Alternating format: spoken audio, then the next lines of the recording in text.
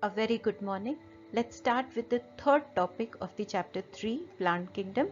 We'll be studying about the division Bryophyta in this session. These would be the things you'll learn during this session.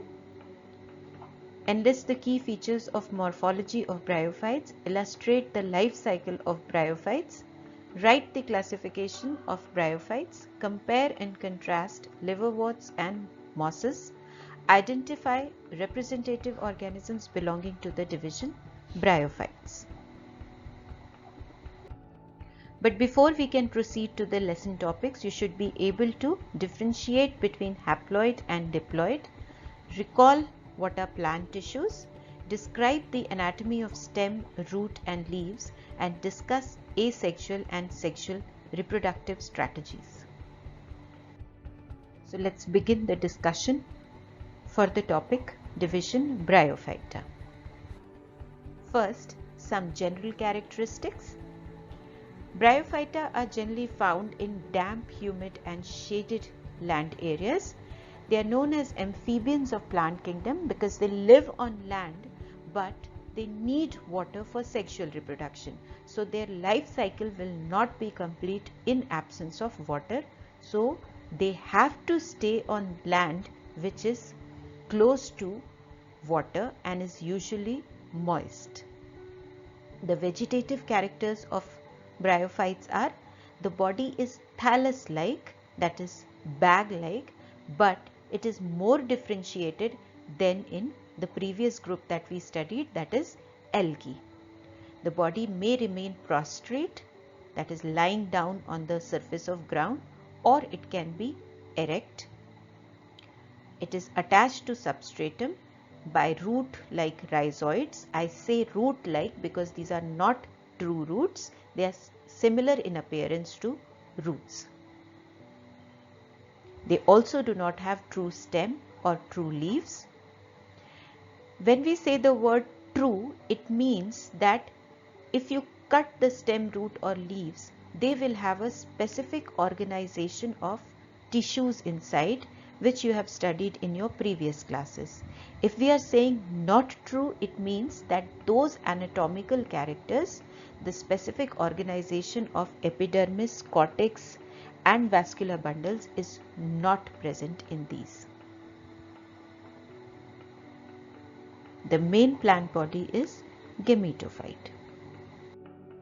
Now the most important aspect of bryophytes and the groups hereafter is their amazing reproductive cycle. In fact, based on modes of reproduction, these plants exhibit two types of body forms, gametophyte and sporophyte. In Bryophyta, the main plant body is gametophyte and this gametophyte is haploid. It reproduces through gametes, performs sexual reproduction. The male sex organ in these gametophytes is antheridium, which produces biflagellate anthrozoids. These are the male gametes. And the female sex organ is known as archegonium, which produces one egg cell. Now, biflagellate anthrozoids have to reach the egg cell for fertilization, and the agent which carries them is water. And that is why water is essential for reproduction in bryophytes. Fertilization is internal. The egg cell is fertilized inside the archegonium and a diploid 2N zygote is formed. Now, the zygote develops into sporophyte, which is of course diploid. This sporophyte remains attached to and is dependent upon the parent gametophyte. So the gametophyte is the main plant body. The sporophyte reproduces through spores. That means it performs asexual reproduction. During spore formation, meiosis occurs, and this meiosis leads to formation of haploid spores, and these spores develop into gametophyte, and thus we get the main plant body again. Now a quick review of the life cycle. Let's start with the gametophyte because gametophyte here is the main plant body. So gametophyte will produce the male sex organ or the antheridium. and the female sex organ, that is archegonium. Gametophyte is haploid, so these two organs are also haploid. The antheridium will produce the male gamete or anthrozoids, which are haploid, and the archegonium will produce the egg. Anthrozoids will reach the egg through water with the help of water, and fertilization will occur to form a diploid zygote, and thus the diploid stage of life cycle starts. This zygote will develop into the sporophyte. Now we just studied that sporophyte is dependent and attached to the gametophyte. It is not independent. The sporophyte reproduces through spores, and during the formation of spores, meiosis or reduction division takes place, so that the spores formed are haploid, and these spores will give rise to a haploid gametophyte. Now, how are bryophytes beneficial to us? The first importance is that they are food for herbaceous mammals and birds. Sphagnum, a moss, provides peat, and this peat used to be a very important fuel in early days, similar to coal. Bryophytes are used as packing material for living things. For example, if we have to transport a plant, bryophytes are used for packing the root of the plant so that the root gets constant supply of water. This is because the bryophytes have the capacity to store water. Ecological significance: bryophytes along with lichens are responsible for decomposing rocks.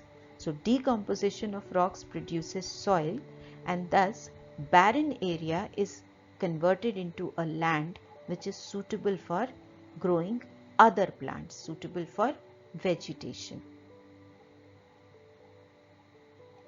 These form a dense mat on the soil, and thus they prevent soil erosion and reduce the erosive effect of rain. Now, Bryophyta are divided into two subdivisions, liverworts and mosses. The common examples of liverworts are Marchantia, and of mosses, Funaria, Polytrichum and Sphagnum. Now, first we'll study a little bit about liverworts. Liverworts have the main plant body gametophyte, and this gametophyte is thallus-like or undifferentiated. It lies dorsiventral on the surface, that is prostrate on the surface. It may have leaf-like structures. Asexual reproduction is through gemma or gemma cups. Sexual reproduction, as we just studied, is through anthrozoids and egg cell. The male and female sex organs are present on the same thallus, so liverworts are homothallic. The zygote formed will give rise to a diploid sporophyte, which is dependent upon the parent gametophyte, and this sporophyte is differentiated into foot, seta and capsules. This sporophyte will form haploid spores after reduction division, and these spores will germinate to form independent gametophyte. So the gametophyte is reclaimed back. Now these are the two thallus of Marchantia, the female thallus and the male thallus. You can see the female thallus bears the archegoniophore, which has the archegonium at the top, and the male thallus has the antheridiophore with the antheridium at the top. Now you can also see the gemma cup here and the root-like structures known as rhizoids. The second group is mosses. The gametophyte of mosses, this is the main phase of life cycle, and it reproduces through gametes. You must remember that gametophyte is haploid. It has two gametophytic stages. The first stage is known as the protonema, which develops from the spore. So spore on germination immediately forms the stage known as protonema. This is a creeping green filamentous and branched structure. Now this protonema has two sub-stages. First the primary protonema is formed, and from primary protonema the secondary protonema is formed. The second stage is the leafy stage. This develops from secondary protonema as a lateral part. Now this leafy stage is known as leafy stage because it has leaf-like, stem-like and root-like structures. Again, these are not true root, true stem or true leaf because their anatomy is not similar to the true roots, stems or leaves. Now these leafy structures are spirally arranged and the root-like rhizoids are multicellular and branched. This gametophyte has to reproduce sexually, so it bears sex organs. Now here is the two examples of mosses. Funaria. This diagram is very important. You can see the sporophyte and gametophyte in the same. Gametophyte has the main axis and rhizoids and the spirally arranged leaves.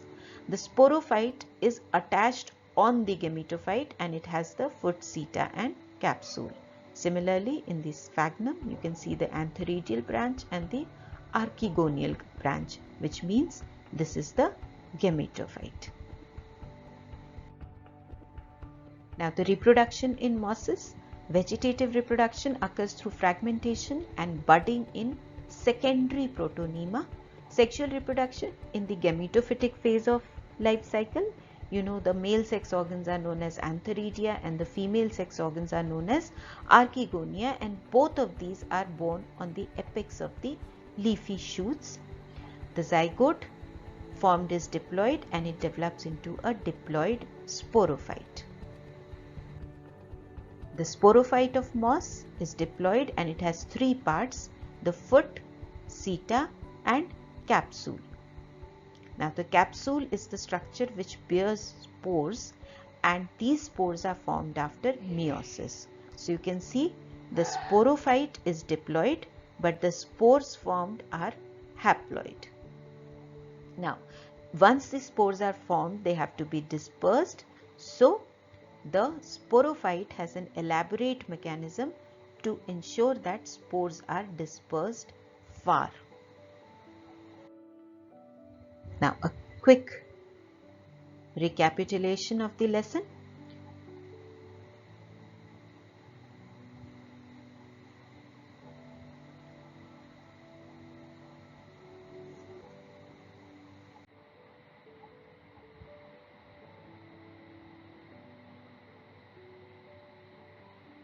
Now let's start to solve a few questions to check our understanding of this session. Question 1. Water is essential for which of the following stages of life cycle of bryophytes? Asexual reproduction, sexual reproduction, dispersal of spores, or all of these? The correct answer is B, sexual reproduction. Question 2. Root-like structures or rhizoids in bryophytes may be unicellular, multicellular, both unicellular and multicellular, neither of these. The correct answer is C, both unicellular and multicellular. Question 3. State true or false. Antheridium is female sex organ and archegonium is male sex organ in bryophyte. The correct answer is B, false.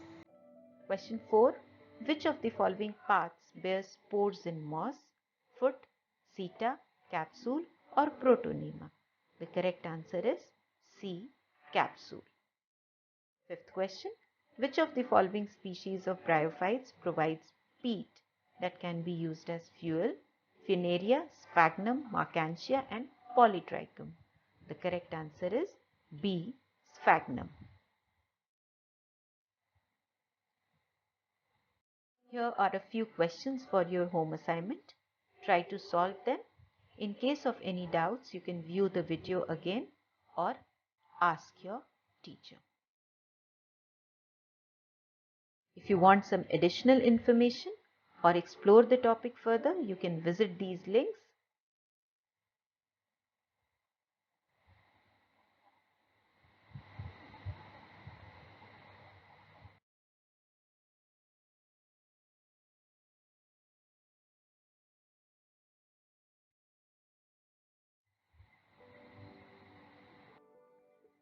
Thank you and wish you all the best.